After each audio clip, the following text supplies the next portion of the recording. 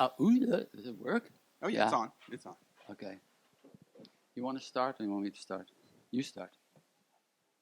Yeah. So yeah, I mean, in part we could pick up where we left off, but since we have a live studio audience, Yes. let's say, and the book is relatively fresh, origin stories of the Marvel Comics variety. The zines. Take a step back. There's always territory to be mined. And before going to the zines that were a product, the digital zines, which is what the publication focuses on. Oh, sir, there's a seat right there. Oh, it'll be embarrassing to leave, but yeah.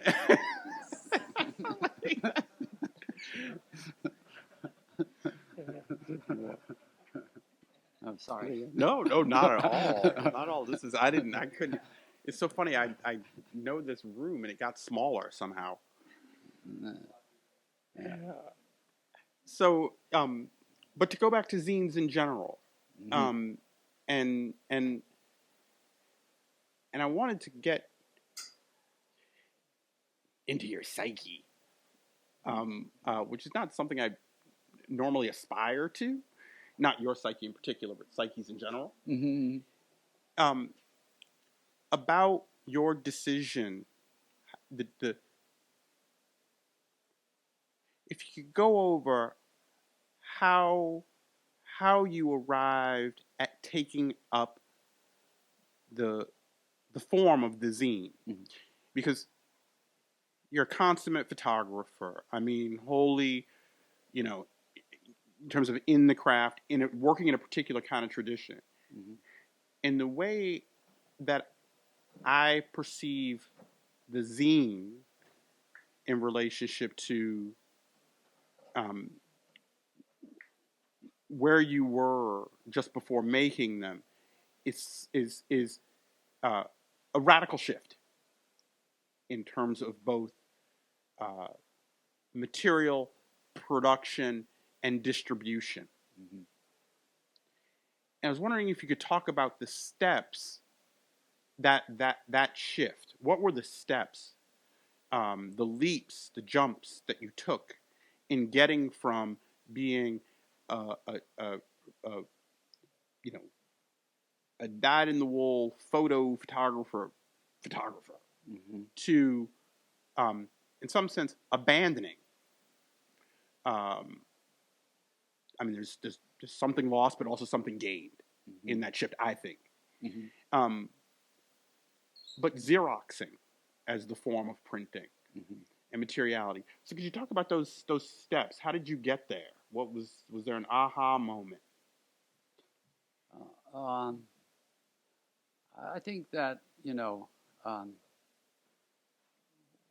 guess one of the most important parts of when you're making things, be it films, be it writing books or taking photographs, that there comes a point where you can't be like insular anymore, or the great masturbator. You're like, what am I? This is my own work. I'm looking at it, and then there's like a wish to put your books out there, and Ethan, there.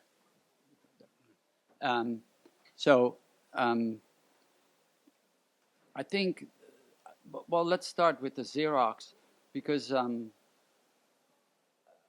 I started photography quite young, like I think when I was 15 or 16, and so I was working with, cameras, film, developing film in the basement at my parents' house, printing the pictures there. So in a way, the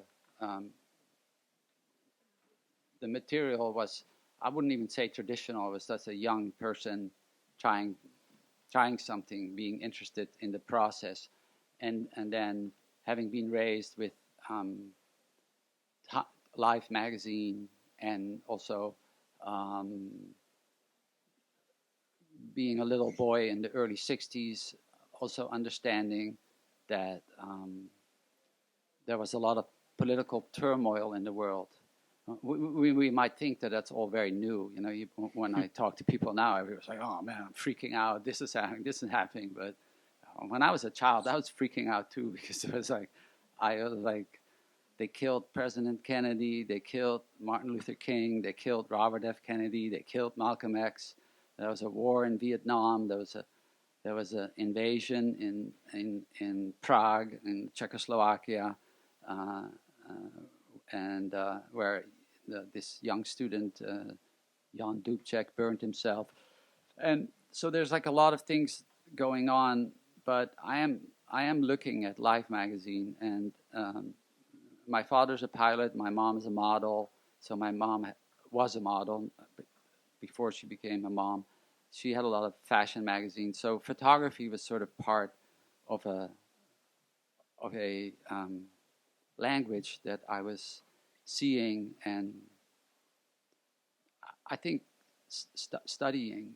I didn't know that I was studying it, but like in retrospect, I can see I was studying it. I mean, in a way where, like, I'll venture off into a lot of different veins, but I remember taking my sons, who are both here today because they live in LA, and I remember taking them to the Museum of Modern Art in San Francisco because we lived in Northern California for about 12 years, and they were just like, "What's this painting? This is not art. It's like a goat with a tire around its belly," and and then they pointed out this Via Selman's drawing. I said, "Now that's art," But fast forward 20 years later, one of my sons called me and said to me, "Dad, remember that work that we saw at SF MoMA of the goat with the tire around his belly?"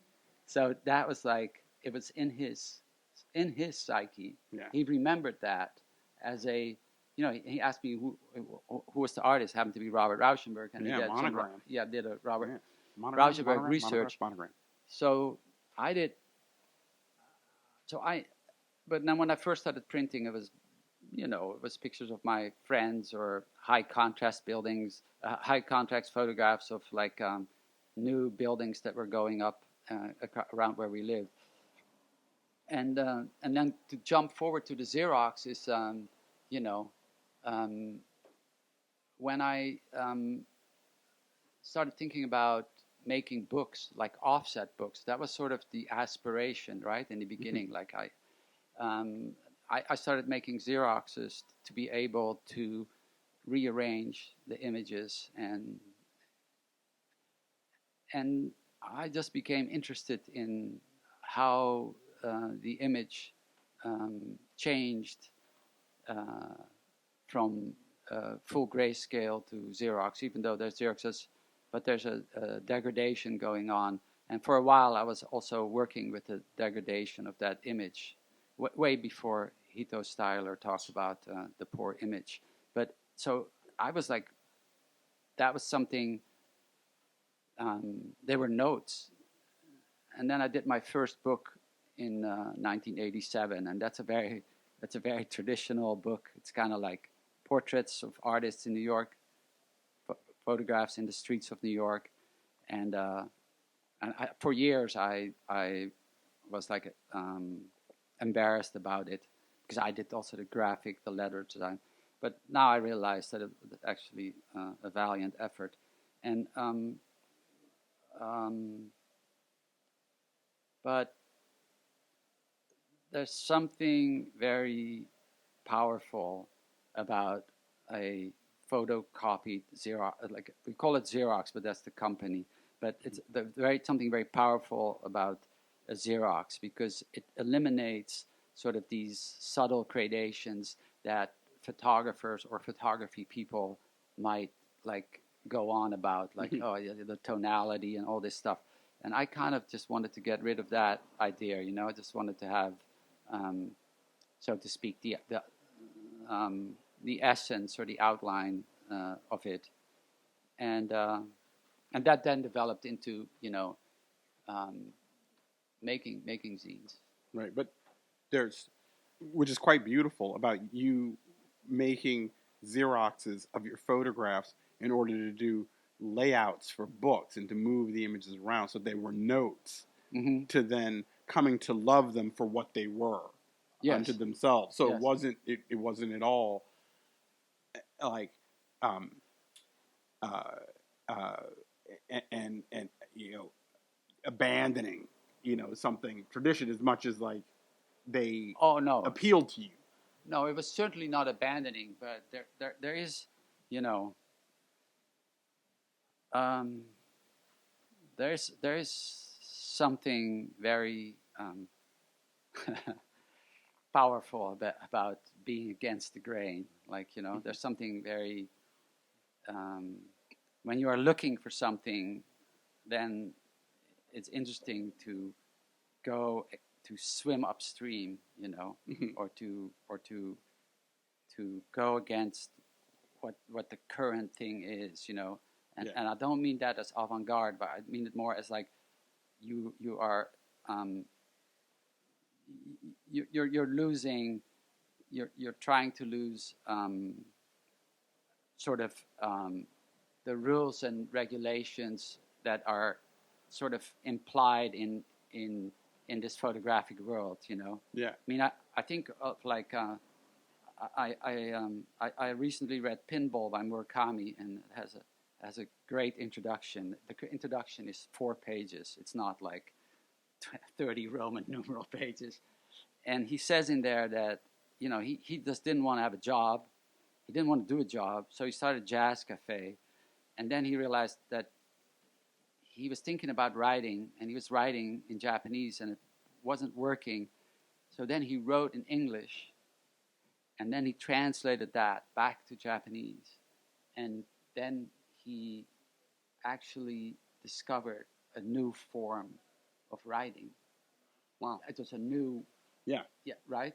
That's Because- a beautiful, because- beautiful analogy for Xeroxing. Yeah, so he went to one place and then to the other place. So it's either something gets lost or maybe something gets lost, but also something gets gained.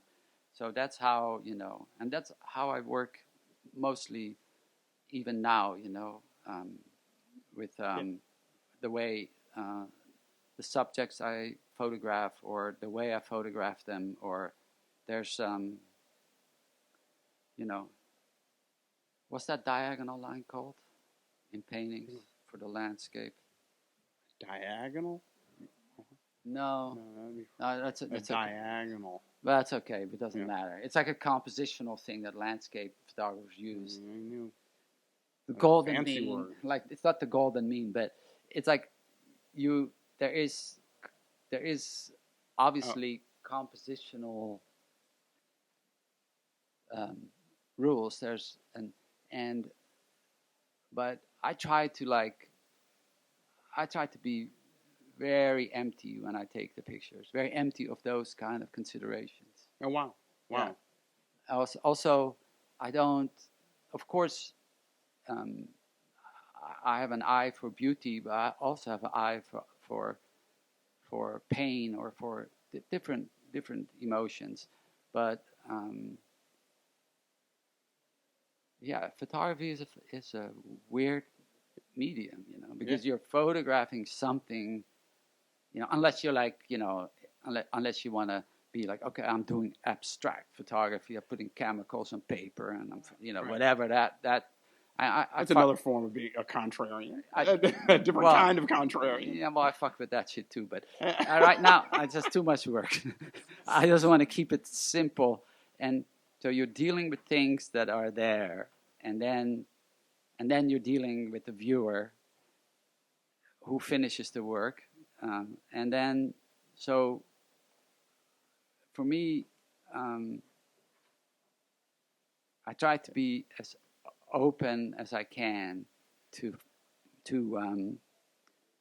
make images that are very much in touch with what I'm seeing and what I'm feeling. That's as close as I can get to that. But I like what you said about being swimming upstream, and it was quite, you know, how you were expressing that sentiment. On the one hand, yes, there is doing that as a position, right? But I also think that it also takes someone. There's position, and then there's disposition, and that's very much part, of you in a certain way. To want to do it not as an end in itself. Yeah. Right, but you actually did, like you said, when you saw the Xeroxes, you were actually drawn to them. Oh, even yeah. though it did scratch that contrarian itch. Yeah, it wasn't done. The goal was not to be contrarian.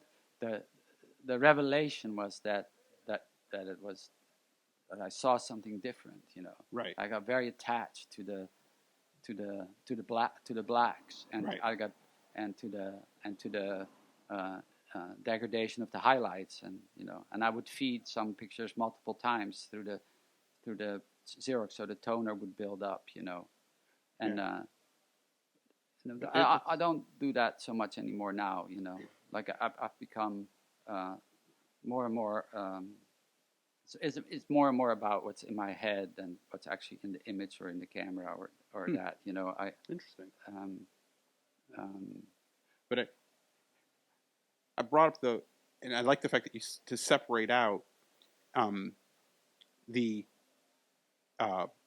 falling in love with Xerox as distinct from the impulse to make a zine, right? So the idea of having to be drawn to the formal characteristics of that kind of degradation, right? Which is different than questions of distribution, right? And also zines and their relationship to subcultures, for example, right? So we've got to Xerox, but then how did you make it to the zine form? And I think of that, and was that it wasn't? I think skateboarders. I think definitely skateboarders influenced my decision to make zines, because that was a way, particularly on the East Coast, there was not really a skateboarding magazine, so kids were making their own zines to show off what they were doing. So that was a definite decision. Like it really happened around then. Although I had some zines that weren't distributed because I was making these books already for me, to study my own work. So they existed, and then it became to bringing them out to the world. But that's all, and then it's interesting that you have 50 copies, 60 copies, and how they slide around the world one way or the other, even more so than sometimes a book that's well distributed. Right. Like they're like, I was in Japan recently, and I did a book signing there, and some kid showed up and he had a zine. I'm like, where did you get that? And he got it in Tokyo. I don't know how this 16 or 24 page pamphlet with staples ended up there, but it did. And he had it. But there's something very beautiful about that connection to, and the reason I wanted to talk about it in a way, psyche, compulsion. There's something about the production of zines, and not just in a rote way, about their distribution. Well, books are also distributed, but a relationship to subcultures and a different kind of connection to an audience, right? Like you're saying, it's like, well, they might print 600 of X and they might be out in the world, but that's not, where they go and how they get there. That's a formal apparatus and mechanism that deals with that, as opposed to, no, I made 60 of these, and at least the 60 people who have these are going to be rabid fans. Yeah, right. Well, it's right. It's a powerful connection with that, which I find quite quite beautiful. Um, But there's also camaraderie between people that make zines, because I will not leave this place without at least 20 or 30 people giving me their zine. They see me, they come up to me, I want you to have my zine. Free zines. I have many of them. So that means that I, and I'm not the first zine. Zines are very old, you know. I think they the earliest ones are maybe in the 30s by people that were into trains or some shit. Right. The circulation of particular kinds of self DIY publications amongst a group of, you know. Yeah, things that people would not be able to find in other places. Right. You have to do it yourself in order to. Yeah, like a fish and tackle magazine, but a little bit like a weirder subject. Yeah. I don't remember exactly what that was, but in terms of the word, I think the word is the first used for, I mean, the 50s maybe, but is it Crawdaddy? I don't remember. There was a rock and roll zines, right? Well, yeah, there were those and jazz ones, but there weren't the ones before. I think the earliest ones were appearing in the 30s, and I'm pretty sure poetry zines. Oh, right. Then there's that, right. Yeah. But so the skateboarding, right? A subculture. So that's, and I want to just hit that as a kind of, you know, origin story about you and zines. But having been the recipient in a very beautiful way of one of your zines, you know, how many of these things exist? Are there 5 of them? Are there 10 of them? Are there 50 of them? Where the difference between, you know, 10 and 50 is huge, right? You may as well be speaking of the difference between, you know, 50 and 500 in a certain sense. But the sharing intimacy. Yeah. And I was wondering if you could talk maybe a little bit about perhaps a particular subject, the compulsion to make a zine, but also knowing who you're making it for, and that kind of sharing. Well, I think that this book is very much about most of the zines were who I was making them for, because the PDFs, which are the electronic sort of zines that I made during the pandemic, were never printed. They were just mailed to friends as letters. And then the other ones, the printed ones, were mostly zines that I did for my partner and I when we went on a trip, like either a research trip or a vacation or any kind of those things. And then, you know, there's the best one in my mind, which illustrates kind of what the practice and the gift is all about, is that I 10 houses down from where I live in Brooklyn, there's a family, or there's 2 brothers, Gary and Mitch, and so, you know, I mean, I could run for mayor of my block, because I say good morning to everybody that I see on the street. Some people look at me like whatever, but yeah.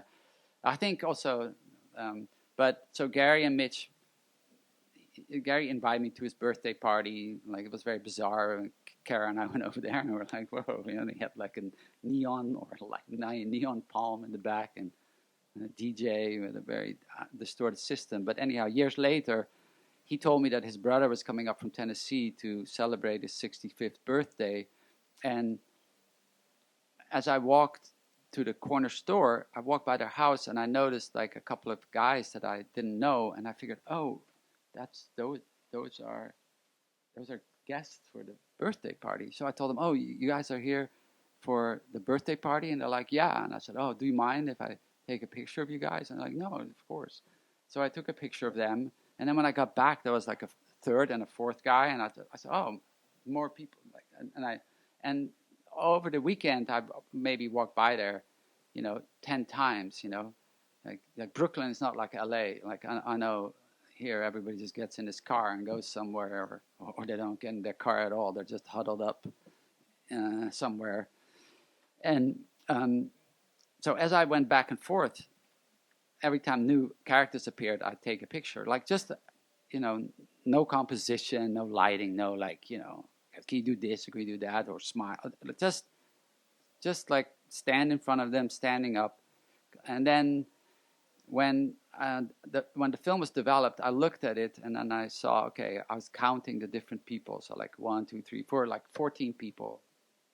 So I laid out a booklet and I printed out 20 copies because I wanted to have some for myself.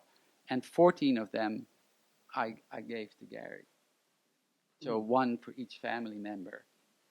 And I didn't see him because I put it in his mailbox. But then when I went to the barbershop, there was like, I came in and they're like, man, they said Gary was in here. He's so excited. He said you made a book for him. Right? Yeah. Oh, yeah. Yeah. So fuck the art world. I don't need no exhibitions or Yeah, nothing. it's true. I got it. I got the price. Yeah, that's it. That's so beautiful. It really is. And I like the fact that it's a book, right? And it didn't matter. It's more the spirit. Yeah. Rather than the matter of the thing. It's like, well, it wasn't perfect. No. Bound. And then the story has a little sad side note, because I saw Gary like maybe a month ago. And then he told me that his brother had passed. And then how thankful they were to have that thing, which is basically is inscribed into photography, photocopied, cheap paper, stapled, you know, handmade, but dope, like so nice, you know, like everybody's cool in the pictures, you know, they you know, it's like a treasure. And you can look at you can look at the individual images and maybe try and analyze, go like, well, is this a good portrait or not? Or like, I'm like, yo, whatever. Yeah. It's them and it's me. And we exchanged something. Right. They gave me something and I gave them something back. And it's as important to me as to them, you know. And I photograph Gary every time I see him now because he's always wearing matching colors, and that blows me away. Got to coordinate. Yo, that shit is purple shoes, purple pants, purple shirt. I'm like, okay, I got you. Prince forever. Or that, like, for example, these 4 images. On the left, that's Don. That's my mailman. And the man across the street, whose name I don't know, and he doesn't know my name. But whenever we see each other, we talk about basketball because he's a big Knicks fan and he's NBA follower. So he has his bike. He rides his bike. He's like the coolest guy on earth. And then Don is the best. When I gave Don a copy of the book, and I gave him a copy of a book. I said, Don, I put you in my book. Oh, of the Aperture book? No, he put him in another book, in the Upstream book I put okay. for St. Gallen. Yeah, St. Gallen. And there he has a full page, which is more, you know, that's like you don't want to have a quarter page in a book, man. So he was like... I will never forget that now. It's like, I mean, the only time I think in those terms is when Art Forum calls to offer LA. It's like, advertising rates, quarter page, half page, full page. Yeah. So I gave him the book and he looked at it and he was like, I'm in a book, he goes, I made it. Yeah. And like, I didn't have an ulterior motive with it because I love my mailman, I love my UPS man, I love my FedEx man. Don is like, he's consistent. He's like, he works on Sundays too. And, you know, the result of like that was too, like, you know, my mail is taken care of. He gives a full bleed spread. Man. Yes. And the other thing is because my partner, both and I have studios that are not far away. We both can walk to our studios. So they're getting a little bit confused because then sometimes they'll come to Kara's studio and open the door like, oh, what are you doing here? And then he come to my studio, and I brought Don into my studio, and he was tripping. Seriously, he was just like, whoa, what is this? It's like prints all over the wall, bookcase, like hundreds of books, thousands of books, and then there's a life-size statue of my eldest son who's here in Cairo that I made for a show in Japan. Like I cast him, and he was like, oh snap, I looked at that, I was like, what's that? And then he goes, so what are you doing here? And I said, I just sit in that chair, and that's what I do. Oh yeah, that's what I do. I like put up some pictures. I sit in the chair and I think, and play some music, and then I go home, and then I come back. That's mostly what I do in my studio. I sit in the chair. I mean, I work, Yeah, it's funny. I mean, for somebody who spends a lot of time on the couch, I make a lot of work. Yeah. I mean, in looking at the photograph, it's like, one would be led to ask, well, wait, what does he do in the studio? Because the activity of his being out in the world is where the work takes place. I mean, I think about the is it Les McRae, the basketball. Conrad McRae. Yeah, that was in the weekends. But that again was also, so this is Conrad McRae Youth Summer League, is a summer tournament that takes place one block behind Flatbush Avenue, and I was living on Flatbush Avenue at the time, and I would see that out of my back window from my apartment, and I used to film it. Sometimes I had a video camera set up, and I just filmed the court, and then I didn't even look. I was just working on other stuff, and then at the end of the day, I just watched what went down in the court. And then one day I heard music, and I went down there, and there's this tournament, and then I just started going there, and I started taking portraits of all the players, like kids ranging from 8 to 18, and I just went when I could, and I think I did it for six summers, but I didn't go every day. Mm-hmm.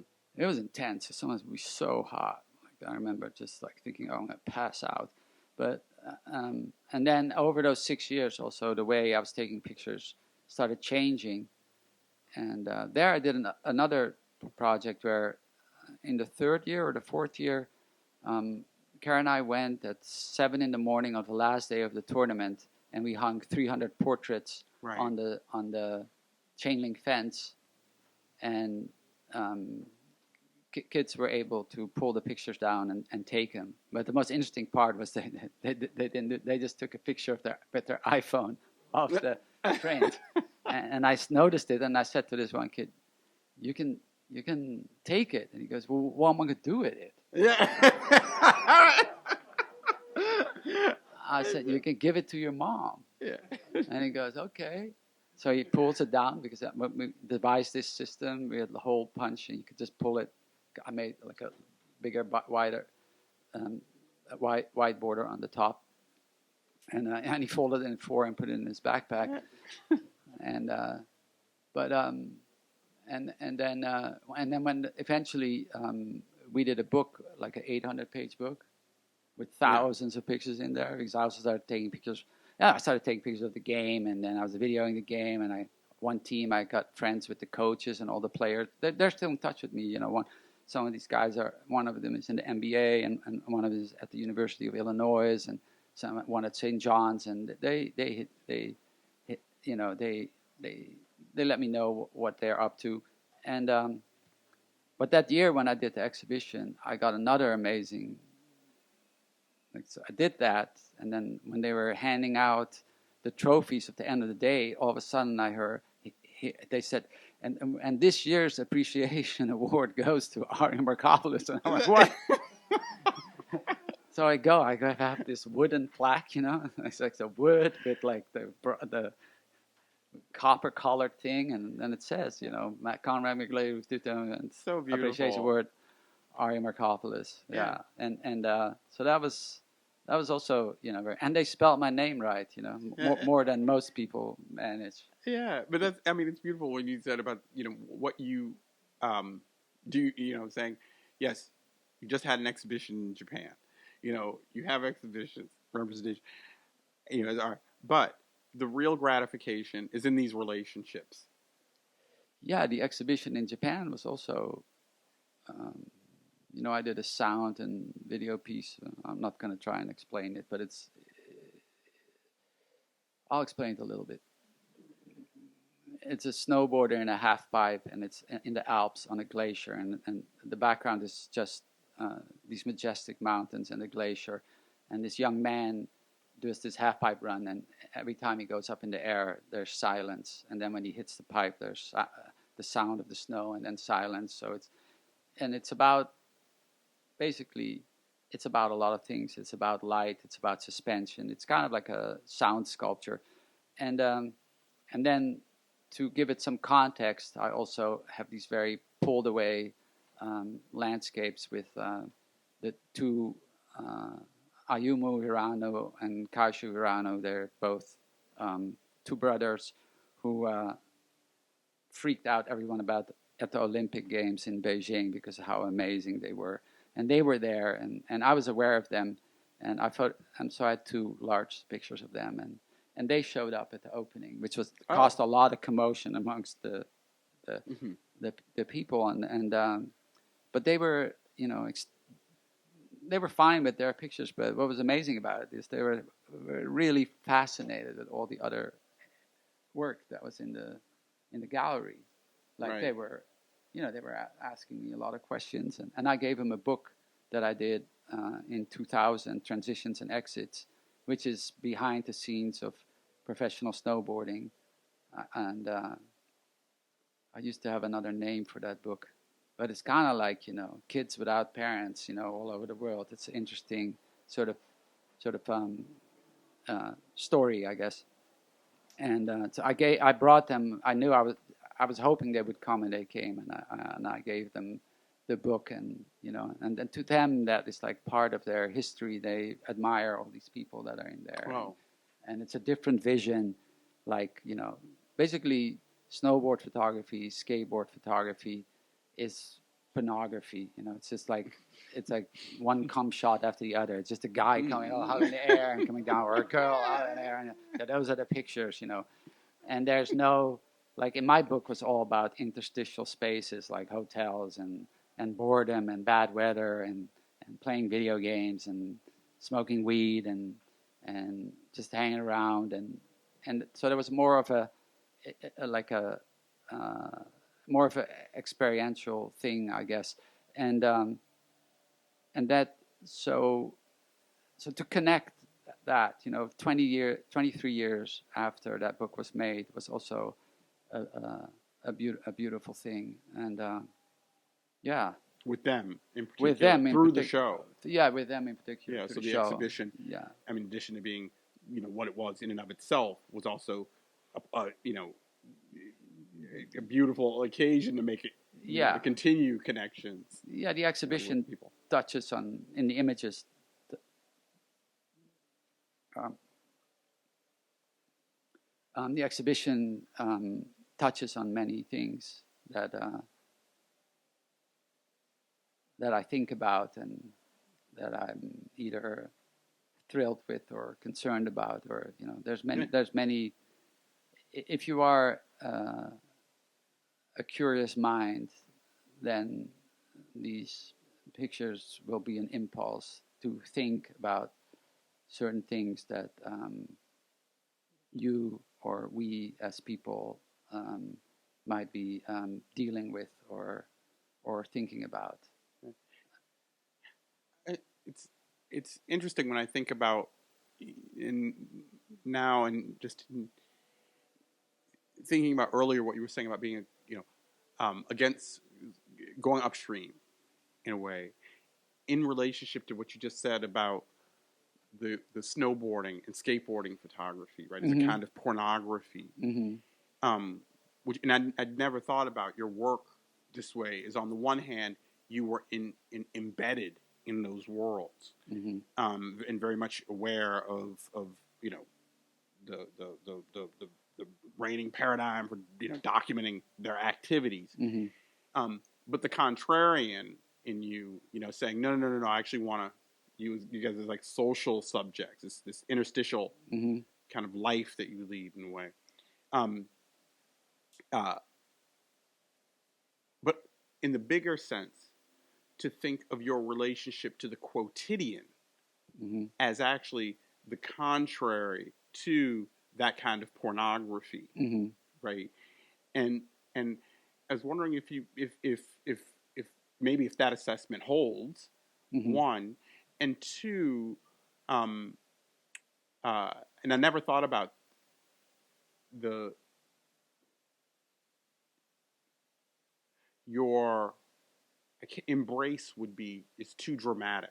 Mm-hmm. Um, uh, your relationship to the quotidian, the way your pictures are non-pictures in some sense, Mm-hmm. but that is the position.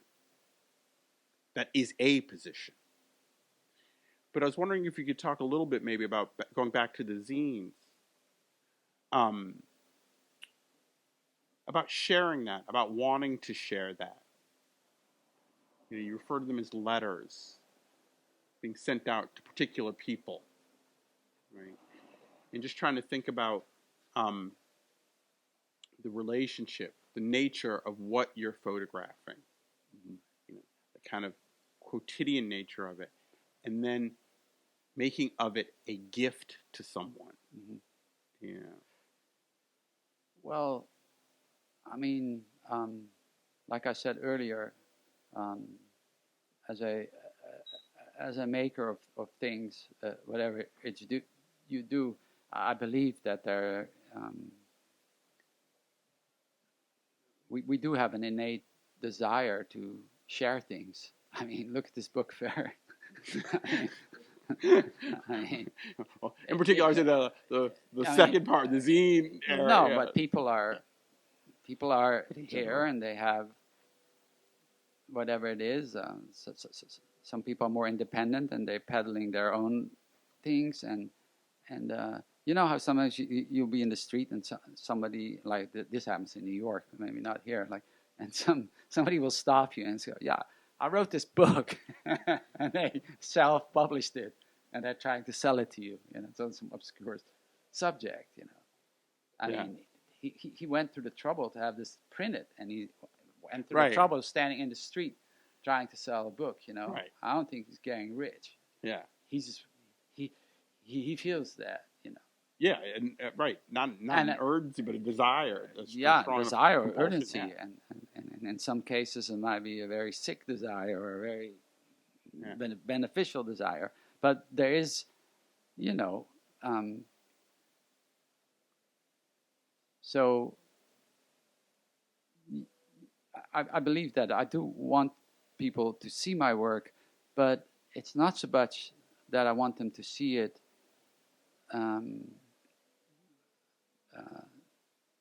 I don't want to say to, oh, look, this book is about me, and this is a book is about my life, and or this is about what I see.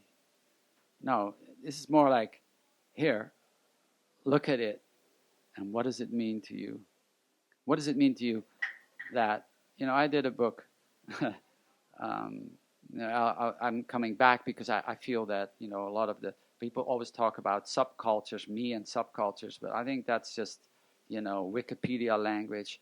Like, I think I deal with family a lot, and then family to me is like your family, and there's a few people in here that are not blood relatives that are my family. There's somebody here I met for the first time, and I feel of her like family.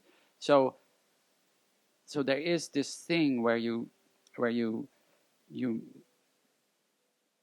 have somebody looks at the work or at an image, and they feel something. They feel something that has something to do with their own life. So I did a book, you know, my you know, I love my kids, they love me, but I did a book about family, and I use them as examples, and for a while they're like, oh my God, what are you doing? But now I think they do love it. But for example, there's photographs of my eldest son with a broken tooth. You know, it was one of the most shocking experiences in my life. I went to pick him up from school, and he was excited about riding his bike, and he just fell on his face, and his tooth just broke in half. You know, and I was like, oh fuck! I was like, no. You know, he's crying, he's bleeding. You know, and I take a picture before I take care of him.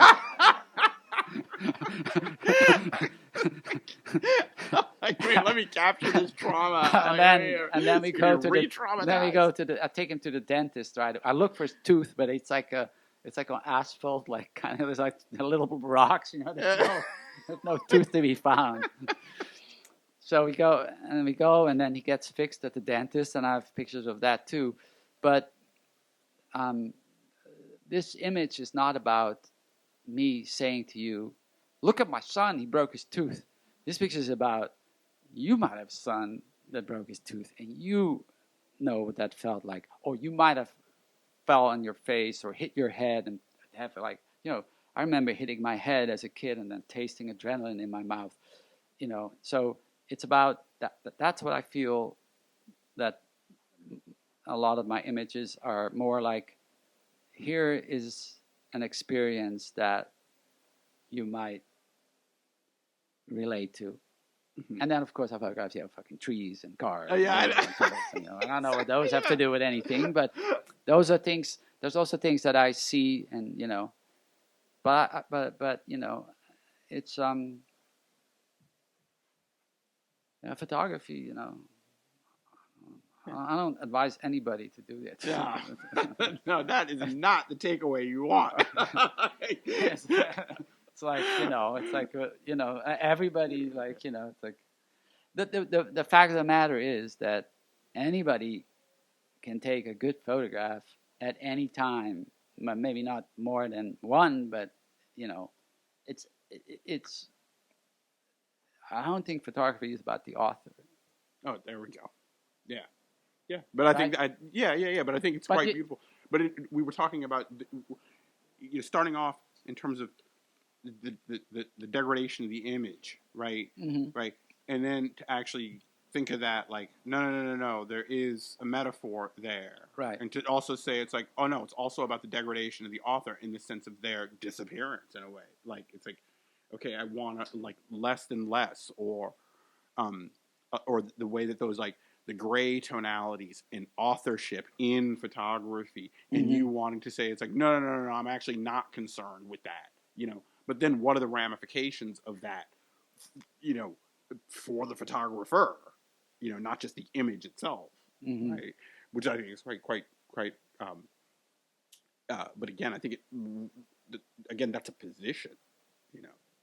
Yeah, I mean, I'll get back to Pinball by Murakami. You know, we were in Japan, and I bought it in the bookstore because I thought maybe this is a good time, and it's skinny enough for me to read while we're here. And when you read the book, you are in awe. I was in awe of the author, but I wasn't thinking about him, or I was just baffled by what he was describing, and how he there's two stories that are happening at the same time, and I was transported into another space that made me, in fact, lose my place as to where I was on the train or in the hotel room, or you know, I was engulfed in that experience. I look at it as a viewer, and then at one point I thought, oh, do you think I could make a movie of this film? Is it because this would be the most impossible story to make a film with, you know, because I do work in video a lot, but I don't know what you really asked, but well, we can open it up on that note.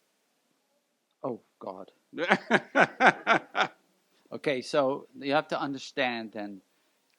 This is a Q&A, not an R&A. So if you want to make a remark, Don't just ask a question. That's like all I ask you. So go ahead. No questions? Oh, don't let him off like that. Hey. Hi, how are you?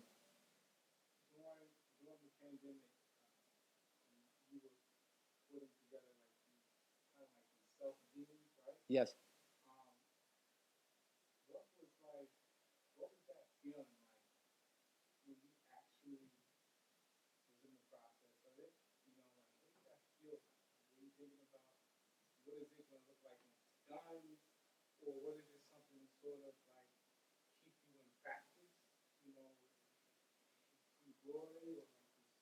Yeah. Yeah, I think actually that's a very good question, and I think that it was it was a little bit of all of the things that you mentioned, but um, there I'm I'm someone who needs to do something all the time, right?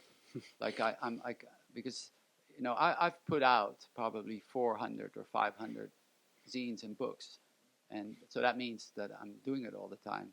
And when when the pandemic hit in March, um, there was a lot of unknown things. So I was also suffering from fear, and and if you look at the first four uh, PDFs that I made, then those were mostly images that I made before the pandemic. The images are from before the pandemic, but the atmosphere of the collection of images, because I look, I didn't even mention that really, but I do look at my zines as like short movies, like kind of like a cinematography, way.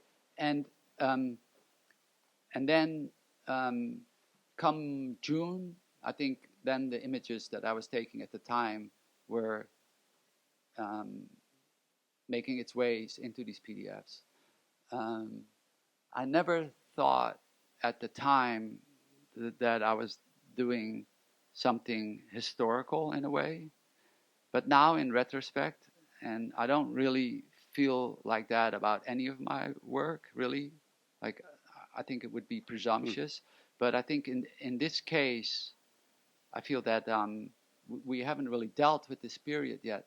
There's some books that have been written and some, but we haven't really seen a movie. We've seen science fiction movies about pandemics, but really about this period that we were all in together, like, right? We were all globally affected by it. So I feel that now, as a record, like 3, 4, 5 years, 10 years from now, it will be a work that that dealt with that period. Is that? Yeah, yeah, yeah.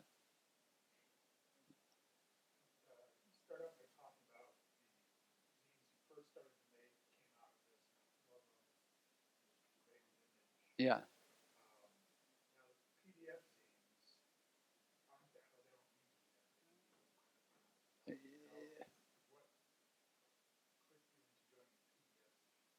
Well, the Dashwood Books, who is my main guy, who I give the zines to, he closed. The coffee shop where I make my zines, they closed. So I just had, you know, and also I don't just make the graded images. I also make beautiful whatever full range.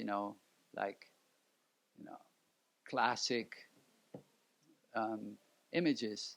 I'm just interested in all the different ways of manifesting an image on paper, right? And and and I and then I can see the beauty in that, and and then you're yeah. I'm just a nerd, in that level.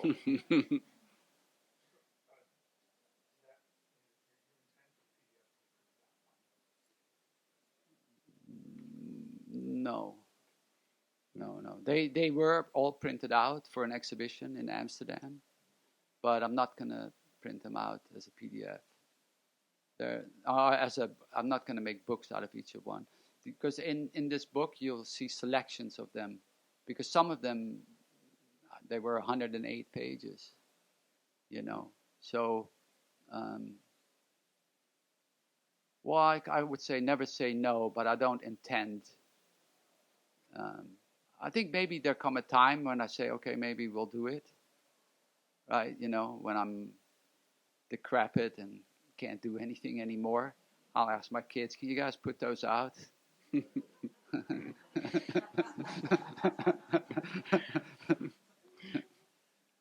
For love or money? Yeah, Obviously for love. Okay, one more question. 3 minutes. We have 3 more minutes.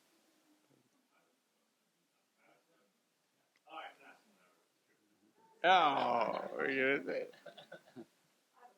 Oh, yeah. So do you think of them differently in the creation of them, knowing that one might be printed or one is just going